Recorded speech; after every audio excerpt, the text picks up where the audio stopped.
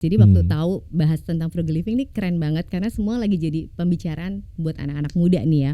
Ini membuat frugal living ini kemudian berbeda dengan gaya hidup hemat yang kita selama ini jalanin, ya nggak sih? Okay. Nah sebenarnya apa bedanya dan frugal living yang tepat itu kayak gimana sih Mbak Ria? Cuma intinya frugal living itu gimana caranya kita berhemat dengan memprioritaskan pengeluaran pada hal-hal yang lebih penting.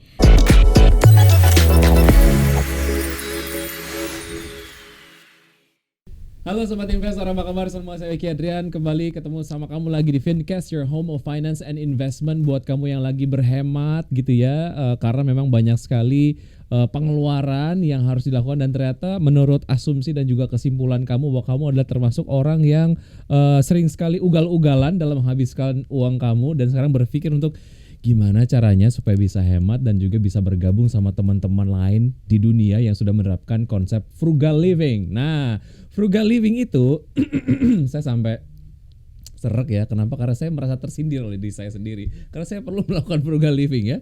Frugal living atau gaya hidup hemat ini menjadi salah satu opsi untuk mencapai kenyamanan finansial di kemudian hari.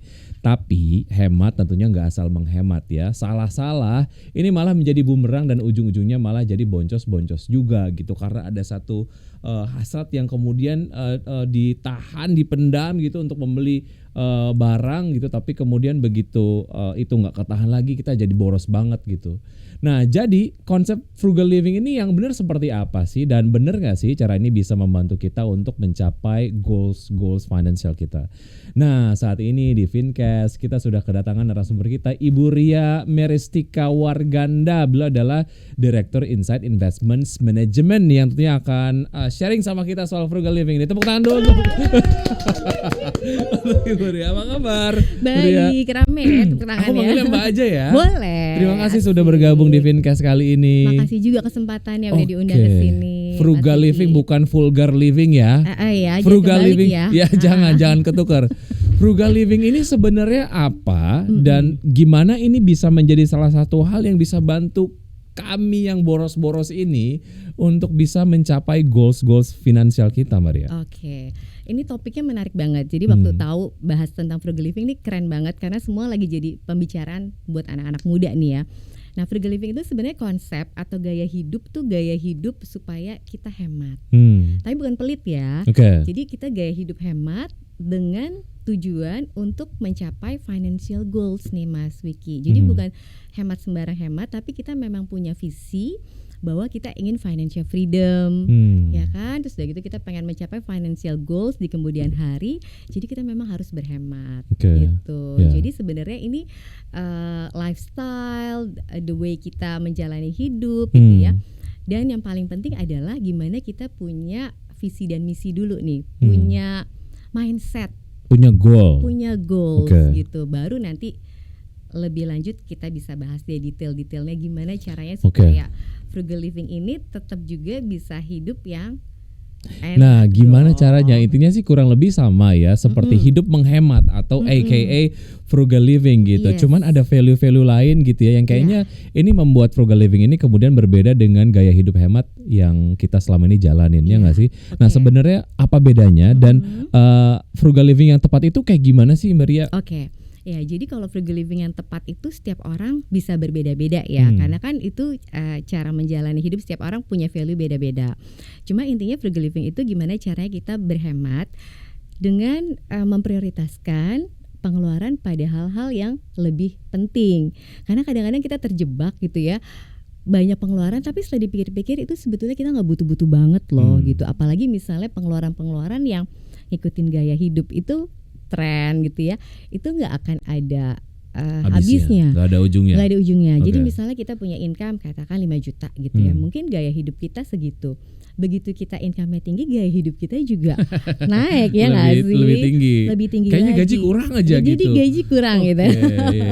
Bukan saya aja yang ngerasa, Mbak Ria juga mungkin ngerasa gitu. Iya pasti kan. Jadi memang kalau namanya frugal living itu suatu mindset yang memang harus disiplin dilakukan. Nggak cuma buat anak muda sih, sebenarnya itu bisa any usia ya, bisa semua gitu. Jadi gimana supaya kita menjalani hidup frugal living ini, karena kita punya tujuan financial freedom, punya tujuan financial goals yang lebih baik di kemudiannya. Nah, caranya tadi gimana adalah kita punya mindset dulu nih. Karena kalau kita punya mindset, kita lebih disiplin untuk ngejalaninnya gitu. Dan frugal living ini bukan hanya hemat saja sih Mas Vicky. Tapi gimana kita itu berhemat sekaligus juga tujuannya ya kayak community frugal living itu dia berhemat supaya dia bisa invest more. Supaya dia bisa invest lebih banyak. Karena misalnya gini, kita minimal tuh kalau dari sisi financial planning ya, ilmunya tuh kita minimal banget harus invest 10%. Wajib kita investasiin dari penghasilan kita. Saya sambil ngitung ya. Kayaknya banyakan ngopinya, banyakan konsernya. Karena tadi sebelum mulai Fincast ketemu sama Maria di tempat ngopi di bawah gitu. Saya hitung masuk 10% enggak ya yang uang saya sisihkan setiap bulan untuk investasi. Anyway, terus. Nah, minimal banget tuh harus 10%. Nah, orang-orang yang jalanin frugal living dengan disiplin, dia sampai bisa loh 50% penghasilannya itu udah buat investasi. Gitu. Jadi bukannya orang frugal living tuh jadi nggak bisa punya investasi, nggak bisa punya apa-apa, bukan ya gitu ya, tapi dia memang punya mindset bahwa gue hemat nih di satu sisi karena gue pengen punya investasi yang lebih punya value. Misalnya aku hemat deh nggak ngopi terus nih tiap hari di kafe. Dengan gitu dia bisa investasi, dia jadi bisa DP rumah ya kan, dia jadi bisa misalnya beli kendaraan, dia jadi bisa saving sekolah lagi misalnya, lebih ke hal-hal yang boleh nggak aku simpulin frugal living ini adalah highway ataupun mungkin jalan tol menuju financial freedom dan juga akhirnya kita bisa mendapatkan passive income. Iya. Ini salah satu caranya nggak? Iya, itu ada kaitannya. Jadi mungkin kalau highway relatif ya. Kalau highway kesana tanpa hambatan ya. Karena kita ketemu sama hambatan-hambatan misalnya ada FOMO, terus juga diajakin teman, gitu. Belum lagi misalnya ada justifikasi. Gue udah kerja keras nih, gue perlu liburan misalnya kemana gitu, tapi nggak memperhitungkan akan boros atau enggak gitu. Terus Mbak? Iya, jadi frugal living itu mungkin tepatnya kalau menurut saya bukan jalan tol gitu ya, bukan highway, tapi memang harus dijalanin sih. Pasti ada nggak enaknya, ada hambatan karena kan kita harus kayak mengorbankan leisure gitu ya, yang sedikit agak dikurangin. Bukan berarti kita nggak boleh liburan atau gimana ya teman-teman ya, tapi tetap harus liburan dong, stres juga dong habis kerja, kita tetap perlu healing. Tapi kita lebih bijaksana sih, lebih tepatnya lebih bijaksana ngatur-ngatur posnya supaya ada yang bisa diinvestasiin sehingga kita bisa lebih financial freedom. Terus nanti ada passive income yang kita bisa dapetin dari gitu, investasi dari yang kita lakukan. Iya. Karena kadang-kadang kita mikir gini ya, oke deh, gue misalnya ngopi atau gue nonton konser, nggak apa-apa, perlu kan, seru gitu ya. Tapi mungkin nggak perlu tiap minggu juga gitu kan. Dipilih-pilih mana sih yang mungkin emang bener-bener suka banget artisnya atau sesuai sama budget juga. Itu sih. Jadi ini frugal living ini lifestyle gitu ya, yang mengajak kita untuk lebih bijaksana dalam mengatur keuangan gitu ya, supaya kita bisa ada aset atau bisa ada simpanan gitu ya yang disisihkan sehingga itu bisa diinvestasikan. Nah, Mas Vicky, kalau kita cerita nih, frugal living itu kaitannya tuh erat banget sama investasi. Karena habis kita hemat, kan kita jadi punya uang lebih. Nah, itu kita harus bijaksana juga untuk gimana caranya naruh di investasi yang baik supaya hasilnya bisa juga baik. Nah, gitu. Sebelum kita ke instrumen investasi yang cocok untuk anak-anak muda yang menerapkan ataupun siapapun lah yang menerapkan konsep frugal living. Frugal living juga sebetulnya menjadi satu opsi yang mau nggak mau harus diambil, apalagi untuk mereka yang hanya mengandalkan gaji sebagai income, nggak punya pekerjaan tambahan, tapi lu punya cita-cita banyak, maunya banyak.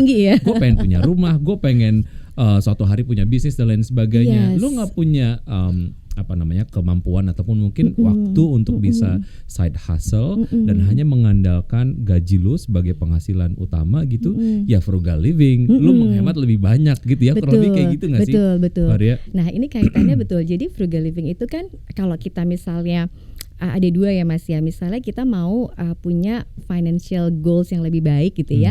Ada dua sisi tuh. Kita mengendalikan pengeluaran ya dengan frugal living tadi, tapi juga gimana sih supaya kita financial lebih bagus? Kita juga ada penghasilan tambahan. Itu juga salah satu konsep frugal living itu, dia tidak berdiri sendiri gitu. Jadi kan kita mesti balance nih antara pemasukan sama pengeluaran.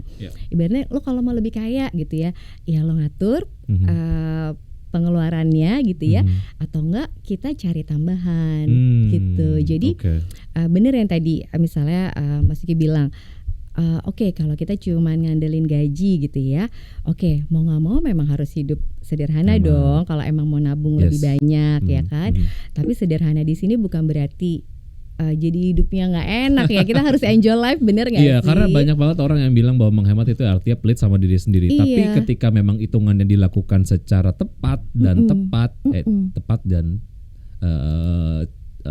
cermat gitu ya. Betul, cermat. Tiba-tiba hilang kata cermat di kepala saya. Itu bisa aja gitu ya. Misalnya hematnya bisa dapat, nabungnya bisa, kemudian juga investasinya bisa. Terus kita juga tetap happy ngejalaninnya, nggak menderita gitu. Karena kayak konsep financial planning itu kita tetap ada pos-posnya kan Mas, mana yang buat biaya hidup sehari-hari, buat makan, buat transportasi gitu kan, kemudian kita juga mana yang buat dana pendidikan, mana yang misalnya buat dana liburan, perlu itu liburan juga, mana yang dana buat nonton konser misalnya, tergantung hobi masing-masing, mana dana buat hobi, misalnya punya hobinya main sepeda atau apa, itu tetap ada. Cuma memang ada pos-posnya supaya lebih balance. Nah kata-katanya sih lebih balance sih. Konsep frugal living berarti akan menghemat gaya hidup kita yang biasanya kita belanja baju misalnya setiap hari Jumat gitu misalkan, karena duitnya banyak gitu, setiap weekend ke mall terus beli baju gitu misalnya, itu harus dikurangin. Terus kayak misalnya ada barang-barang yang sebenarnya nggak kita terlalu perluin gitu ya, kita juga nggak akan beli itu karena ya lapar mata aja gitu. Beli barang yang sebenarnya secara kualitas juga nggak bagus-bagus amat gitu, terus akhirnya rusak, nanti kita beli lagi. Nah konsep frugal living juga ini mungkin Mbak Ria juga bisa share gitu ya, based on your research ataupun mungkin findings lah. Ada ternyata orang-orang yang menerapkan frugal living tapi mereka masih bisa beli jam tangan mahal. Mereka masih bisa beli tas mahal, baju-baju mahal. Nah, itu gimana tuh? Kok bisa gitu? Seru ya. Jadi makanya yang namanya frugal living itu bukan berarti kita jadi nggak ada expense sama sekali, atau enggak kita jadi hidupnya sangat menderita gitu ya, padahal kita punya income gitu kan. Itu konsepnya nggak seperti itu sih yang saya lihat dari beberapa literatur ya. Jadi lebih kayak misalnya kita mau ngirit, mau sederhananya di transportasi, kan kita bisa milih lebih menggunakan transportasi umum misalnya daripada harus naik kendaraan terus setiap hari misalnya. Apalagi sekarang transportasi umum udah nyaman gitu kan, kita bisa naik MRT misalnya, naik LRT atau apa gitu contoh. Atau misalnya kita menerapkan frugal living di makanan ya nggak, kita bisa kombinasikan, nggak setiap hari harus makan jajan di luar gitu ya, tapi kita bisa kombinasikan dengan bawa bekal, ya kan, lebih sehat juga gitu kan, lebih terkontrol, minyaknya juga dari rumah lebih bagus gitu kan, lebih sehat gitu. Tetap makan di luar sih perlu ya, hangout makan di luar buat refreshing, tapi sekali mungkin nggak tiap hari juga gitu kan. Nah kayak gitu. Terus misalnya liburan tetap perlu, tapi yang sesuai budget. Liburannya nggak yang mendadak gitu loh, karena kan biasanya kalau kita planningin kita jadi lebih cermat. Bisa cari tiket yang lebih murah nih, atau hotelnya di mana ya gitu. Jadi lebih disesuaikan dengan income kita. Atau misalnya ada satu keinginan untuk membeli barang yang mahal banget, make sure bahwa barang mahal itu akan bertahan 10-15 tahun ke depan. Misalnya gitu. Contoh itu juga mungkin bisa jadi satu pertimbangan ketika orang menjalankan frugal living ya. Iya. Jadi ada beberapa community tuh misalnya gini, tetap nih pengen, misalnya cowok-cowok kan senang jam tangan bagus gitu ya. Tetap bisa nih dia nabung dikit-dikit buat beli itu, karena dia ngerasa kalau dia invest di barang yang berkualitas, ini lebih long lasting, bisa diwarisin, harganya sometimes juga bisa naik gitu kan. Apalagi karena ada vintage. komunitasnya gitu ya yang mengkoleksi barang tersebut. Harganya bisa Misalnya naik, yang oke. secondnya aja bisa dijual Harganya naik. harganya Ya. naik gitu. Tapi dia memang harus ngirit gitu ya, atau frugal living di sisi yang lain Oke. gitu. Atau juga misalnya gini, buat ada orang nih, dia butuh banget gadget HP karena HP-nya itu buat kerja, misalnya dia buat bikin konten atau apa. Atau jadi dia mesti kalau gadget atau handphone misalnya dia harus yang kualitas deh, gitu ya. Terserah tuh preferensinya yang mana brandnya. Nah, dia rela mengeluarkan si orang yang menerapkan frugal living ini, dia rela untuk ngirit atau hemat di tempat lain, tapi kalau misalnya buat beli HP dia harus yang kualitas bagus deh gitu. Atau dia kalau mau beli laptop dia harus yang bagus, tapi dia rela untuk baju biasa aja deh misalnya gitu. Atau misalnya nih ada orang yang sehari-hari, kalau baju, kalau blazer misalnya harus yang enak cuttingnya karena bisa dipakai lama karena sering dipakai. Ya udah, yang beli yang agak bagus gitu ya, tapi itu lebih long lasting gitu. Jadi tetap menurut saya sih bijaksana untuk memilih-milih mana yang bisa dihemat gitu ya, dengan tujuan supaya bisa nabung lebih banyak. Karena dengan kita nabung lebih banyak, invest lebih banyak, kan kita pengen financial goals kita lebih tercapai aware aja terhadap barang-barang yang kita beli itu akan membantu kita untuk bisa lebih hemat di kemudian hari walaupun misalnya harganya mahal gitu ya. Gitu. Sekarang kalau case-nya adalah orang yang sudah berkeluarga, udah pasti pengeluarannya banyak gitu. Gimana gue bisa frugal living gitu? Bayaran sekolah mesti dibayar, habis itu sehari-hari kebutuhannya dan lain sebagainya. Nah ini orang yang sudah berkeluarga gitu bisa nggak sih menerapkan frugal living? Iya, menurut saya tuh bisa banget dan memang tambah perlu ya gitu. Jadi sebetulnya baik yang single maupun yang berkeluarga dua-duanya sih perlu menerapkan frugal living ini gitu, kayak dalam arti dia harus punya tujuan yang jelas. Nah kalau misalnya orang yang berkeluarga, pertama-tama tuh dia memang harus ngobrol sih sama pasangannya. Jadi harus satu visi gitu. Apakah kamu siap untuk bersusah-susah ria dulu gitu ya dalam menjalankan frugal living? Tapi kita bisa mencapai yang lebih keren, sesuatu di depan. Karena kan kalau misalnya kita bicara udah berkeluarga, pasti kan keuangannya juga di manage berdua gitu ya. Mungkin ada yang lebih dominan suami atau istri, tapi sebetulnya kan kita punya tujuan keuangan yang sama. Jadi harus punya kesepakatan dan mindset yang sepaham dulu nih gitu ya. Mau ngelola keuangannya seperti apa. Nah terus karena kita berkeluarga, biasanya nanti punya anak dan lain-lain, pasti pos-pos kebutuhannya juga udah di depan mata gitu ya. Misalnya deh kayak sekarang, pasti sebulan 2 bulan yang lalu nih teman-teman yang udah punya anak sekolah pasti udah lagi habis pusing tuh bayar sekolah anak ya kan, bayar beli uang buku, pangkalnya, beli buku, seragam, ngagetin gitu ya. Apalagi kalau misalnya anaknya kuliah. Nah itu kan sesuatu anak tuh bakal masuk SD, SMP, SMA, kuliah itu kan kita udah bisa prediksiin ya Mas Vicky ya. Udah berapa tahun, 3 tahun lagi dia masuk sekolah. Nah cuma kadang-kadang yang bikin pusing itu adalah kalau kita nggak mempersiapkan hal itu jauh-jauh hari. Jadi begitu ngelihat lagi kan, masuk TK aja segini. Justru frugal living ini adalah mempersiapkan kita untuk memasuki momen-momen itu ya. Betul gitu, karena kita punya tujuan nih 3 tahun lagi anak kita mau masuk sekolah. Kita udah tahu dong kira-kira ngincer-ngincer sekolah-sekolah yang kita suka tuh berapa biaya masuknya. Jadi mulai jauh-jauh hari udah disiapin pos untuk sekolah itu gitu kan. Berarti kan udah mulai nabung. Jadi pada saat misalnya 3 tahun sebelumnya kita udah mulai nabung, berarti kan pada 3 tahun tersebut sebelumnya udah mulai tuh menerapkan frugal living, yang lain-lain ada yang dikurangin ya supaya kita bisa ditabungin atau nih. Atau ikutan juga asuransi pendidikan ya. Boleh. Itu jadi juga misalnya penting banget. Bener, asuransi pendidikan, tabungan pendidikan, mau investasi di reksadana, tujuannya buat pendidikan boleh. Yang penting kita udah ada mindset bahwa gue hemat nih sekarang karena gue mau buat dana pendidikan anak gitu. Jadi kalau balik lagi orang yang berkeluarga penting banget untuk bisa ngatur pos-posnya masing-masing gitu ya. Apakah untuk pendidikan itu baru satu loh, kebutuhan pendidikan. Belum lagi yang lain. Harus yang lain ya, misalnya Lebaran, mau liburan, anak-anak minta THR. Bener. Dan oh ya juga nih Mas Vicky, kadang-kadang kita juga gini. Misalnya karyawan ya, penting banget kita memanage misalnya bulanan kita. Tapi kalau kita lagi dapat jackpot, misalnya kita dapat bonus atau kita dapat THR. Nah, penting juga untuk nggak semuanya barbar buat pengeluaran, tapi ada juga yang postnya itu jackpot juga buat investasi. Jadi disiplin. Jadi frugal gitu. living itu diterapkan kapanpun, dimanapun kondisinya, mau dapat THR, kondisinya misalnya mau dapat grant dari mana gitu, dari orang tua dan sebagainya, tetap frugal living. Tetap frugal living. Jadi intinya kita frugal living itu sebenarnya berhemat supaya kita bisa dapetin atau investasi untuk memenuhi tujuan keuangan kita.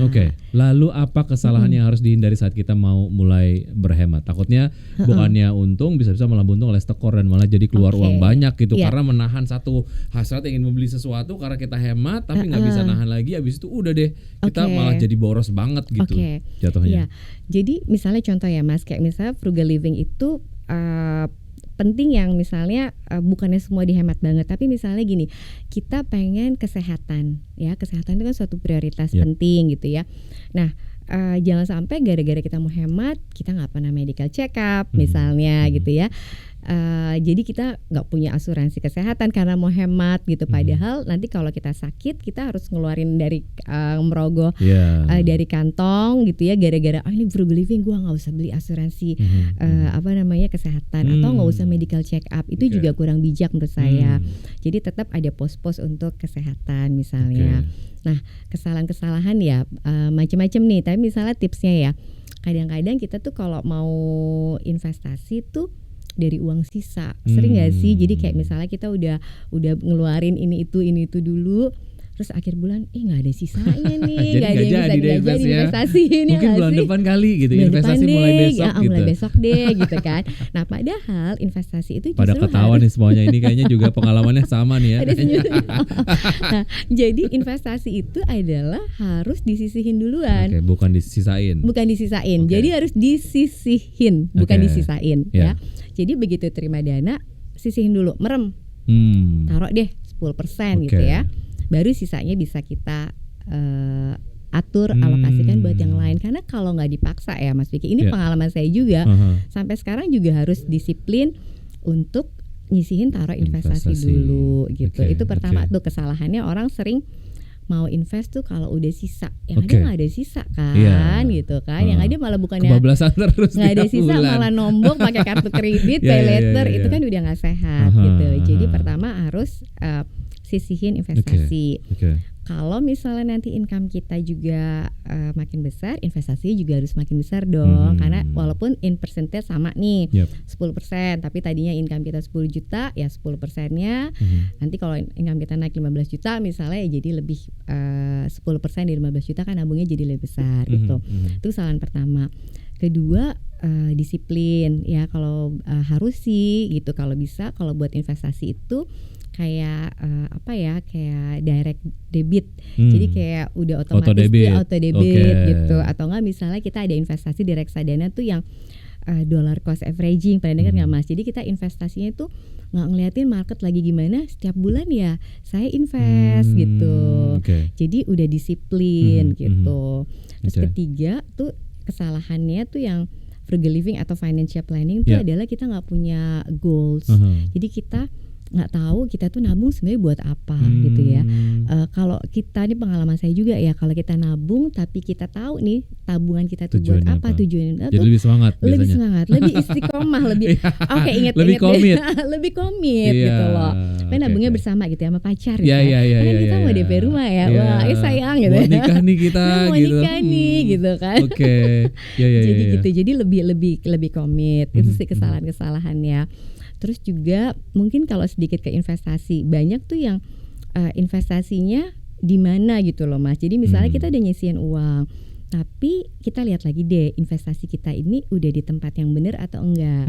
Karena kalau tempatnya nggak benar, instrumennya nggak benar, itu mencapai financial goals kita yang pengen kita tadi financial freedom gitu ya, pengen retirement early gitu kan, pengen masa sih sampai kerja sampai udah pensiun tetap harus kerja gara-gara nggak punya selain ini tabungan. adalah loh, bukannya semua investasi itu bagus ya gitu, apalagi yang legal, terus juga udah pasti ada memang ada income-nya walaupun memang fluktuatif gitu ya, as long as investment ya go ahead gitu. Tapi ternyata ada concern itu ya, yang nggak asal juga loh investasi gitu. Iya. Apa concern yang harus diperhatikan untuk seorang frugal living supaya instrumen investasinya nggak salah dan mensupport goal financial goals ya, betul. Oke, pertama kita harus tahu diri kita sendiri nih. Satu, tetepin investasinya apa kan. Kita udah tahu kita mau investasinya apa, kita bagi tuh. Mau investasi jangka pendek, jangka menengah, apa jangka panjang. Itu karena nempatinnya beda-beda tuh yang cocok. Satu ya, kita udah punya tujuan. Kemudian kita harus research nih Mas, investasi apa yang sesuai sama kita. Misalnya nih, kita orangnya konservatif, kita orangnya nggak bukan tipe orang yang high risk. Kalau investasi ke yang high risk deg-degan, ngapain sih? Stres gitu ya. Aduh duit gue hilang nggak, misalnya kayak gitu ya. Nah, kita harus tahu dulu kita tuh seberapa toleransinya kalau investasi kita turun di suatu saat gitu ya, toleransinya tuh seperti apa. Jadi biasanya sebelum investasi tuh kita ada lihat risk tolerance kita gitu know yourself about your plan, about risk tolerance dan lain sebagainya itu. Nah kemudian kita juga harus tahu, karena banyak ada yang bilang gini, teman-teman udah mulai investasi sih, saya sisihin sih sebagian, terus taruhnya di mana? Taruhnya di ATM, di tabungan. Nah itu kan bukan investasi ya, karena tabungan buat bayar-bayar. Ya bunga gitu. juga malah kalah sama inflasi. Iya, bahkan di tabungan itu ada yang kalau amount tertentu nggak dapat bunga Mas, kita nggak sadar aja gitu ya. Belum lagi biaya transfer dan lain-lain, sekali transfer berapa untuk pindah-pindah bu. Jadi nggak cocok tuh kalau taruh di tabungan. Jadi kita harus taruh investasi ya. Itu kalau benar-benar mau investasi adalah yang kita mengharapkan returnnya atau keuntungannya itu setidaknya bisa nutup inflasi Mas Vicky, bisa nutup kenaikan harga barang yang kita mau beli, gitu. Jadi misalnya taruhlah inflasi di Indonesia tuh 5% sekarang ya. Jadi kalau kita taruh di tabungan nggak dapat bunga, Mas tahu? Berarti kan artinya uang kita yang kita simpan itu bukannya berkembang, yang ada dia merosot nilainya gitu. Tapi kita harus cari tahu investasi yang setidaknya nutup inflasi deh gitu, di atas inflasi gitu kan. Nah bisa macam-macam. Jadi investasi bisa beragam, tergantung misalnya mau mulai dari emas gitu ya, mau properti, mau beli obligasi misalnya, atau mau beli reksadana gitu. Kita bisa pilih itu, dan memang harus research sih Mas, harus baca-baca, harus sering dengerin Fincast gitu ya. Terus tentang financial, jadi kita lebih terpapar tentang pengetahuan tentang investasi. Apalagi zaman sekarang tentang investasi udah banyak banget bisa kita lihat. Contohnya nih, misalnya reksadana aja macam-macam. Ada reksadana pasar uang gitu kan, yang memang tujuannya reksadana pasar uang ini relatif lebih aman, dalam arti nggak ada fluktuasi karena taruhnya cuma di deposito atau di obligasi yang di bawah setahun. Jadi ini cocok buat yang misalnya investasi kita jangka pendek, yang kira-kira setahun lagi nih dana kita mau dipakai. Atau kita bisa investasi belajar ke reksadana pendapatan tetap yang biasanya itu untuk kebutuhan 3-5 tahun. Kita juga bisa pelajarin reksadana indeks saham misalnya gitu kan, yang untuk long term, karena menarik banget Mas untuk investasi itu. Dan yang juga orang sering pikir investasi itu harus uang besar Mas Vicky, padahal itu nggak benar gitu ya, nggak selalu ya. Misalnya kalau kita mau investasinya properti nih teman-teman, memang uangnya harus besar ya kan, tapi ada loh investasi lain kayak reksadana gitu yang investasinya tuh ibaratnya receh Mas. Investasi reksadana itu ada yang mulainya 100.000, 50.000, 10.000 aja ada. Udah bisa gitu. Jadi yang penting disiplin dan juga nggak ada alasan untuk kita nggak mulai investasi karena memang banyak banget instrumen-instrumen investasi yang custom dengan profil kita, kemudian juga dengan kemampuan kita dalam melakukan investasi gitu ya. Oke, kesimpulannya soal frugal living nih. Seru apa ya? yang perlu jadi poin yang harus Iya. di-highlight dan ini harus diresapi oleh kita semua gitu untuk mencapai merdeka finansial dengan cara frugal living. Oke, ya jadi frugal living itu gaya hidup ya yang lebih sederhana, menghemat di satu sisi, tapi sebetulnya adalah punya financial goal, punya goals yang lebih besar gitu. Jadi itu adalah konsep dari frugal living. Dan frugal living ini jangan dipikir bahwa akan menyiksa gitu ya, tapi lebih kita bijaksana dalam mengatur keuangan. Dan frugal living ini tidak hanya berdiri sendiri gitu ya, karena tujuan dari frugal living adalah tujuannya kita berhemat supaya kita bisa menyisihkan dana lebih besar. Jadi penting banget buat teman-teman juga nih untuk mengetahui investasi yang baik gitu. Untuk belajar investasi harus research gitu ya. Pasti ada deh investasi yang cocok buat teman-teman gitu, karena pilihan investasi itu udah beragam. Yang penting kita mau mempelajari investasi itu supaya tidak terjebak di investasi bodong, tidak terjebak katanya begini, katanya begitu. Tapi betul. kita do research ya, researchnya nggak perlu sampai belajar gimana buku gitu tebel ya. gitu. Nggak perlu gitu, Banyak tapi tanya sering aja banyak gitu tanya, ya. banyak baca, lihat-lihat konten investasi yang sekarang beragam. Nah itu akan membuat kita jadi lebih financial freedom dan lebih nyaman lah hidupnya. Saya pengen nanti kalau bisa gitu. dilihat di akun YouTube dari IDX Channel mungkin beberapa komentar yang sudah disampaikan oleh followers dari IDX Channel gitu, Yes. menyampaikan kisah suksesnya menjadi seorang yang menjalankan frugal living gitu. Iya. Mudah-mudahan ya. Iya kita pengen ya teman-teman komen juga ya kira-kira pengalamannya seperti apa Betul. gitu. Maria terima kasih ya sudah Aku yang bergabung. thank you banget ya sudah Mas Vicky ya. mencerahkan bagaimana sebetulnya frugal living itu Semangat dan dong. sebenarnya doable ya. Double banget, Enggak double bakalan banget. bikin kita susah Enggak asalkan lah, tetap bisa hitung-hitungannya pas. kece kayak gini. Thank you ya Maria. Thank you Sukses banget Mas, untuk sukses Maria. banget, mudah-mudahan Dan- berguna ya. Amin. Dan sobat investor itu tadi dia Fincast episode kali ini. Jangan lupa untuk terus mengikuti Fincast di episode berikutnya dengan topik dan juga narasumber yang seru-seru. Saya Vicky Adrian. Dah. Yeay.